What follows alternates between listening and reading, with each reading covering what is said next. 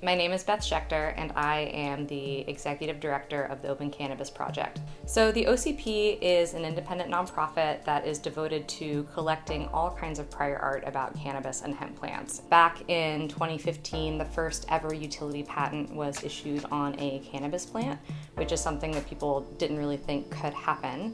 And it caused a really big uproar in the cannabis community because it included claims like any hybrid cannabis plant with at least 3% CBD, a 1% terpene ratio, and this list of common terpenes, of which myrcene is not the most dominant.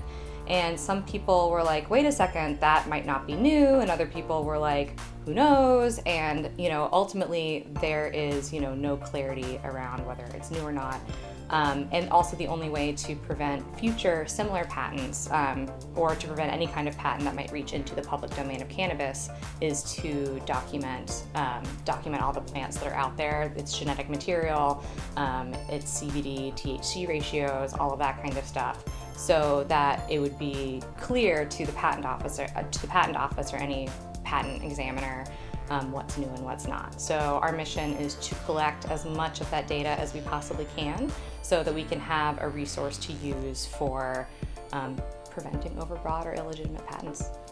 So it is totally possible to patent a plant, and even though it is federally illegal, it is totally possible to patent a cannabis plant.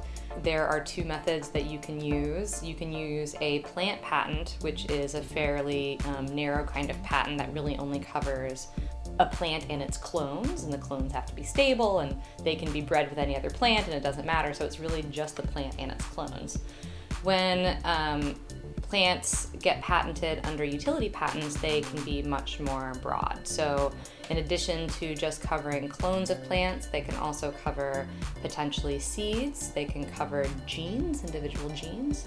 And with those kinds of patents, it becomes possible to, make a claim on not just a single plant and its clones or a single group of seeds and the plants it produces, but any kind of plant that falls within a certain category. With cannabis, that's really scary because we have had prohibition since 1937. No one is going to document their cannabis plants publicly because they fear getting arrested.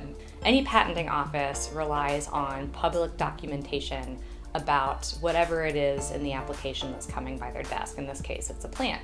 So because of prohibition, we don't have documentation, so it leaves the doors wide open for examiners to, issue a patent onto something that might already exist. And if something has existed for more than a year in the public domain, then it belongs to the public domain. It belongs to everybody. So, this is sort of the tricky spot that we're in with patents and why it's critical to document everything, because we don't want everything to get locked up in a bunch of corporate patents. That's just the way it goes.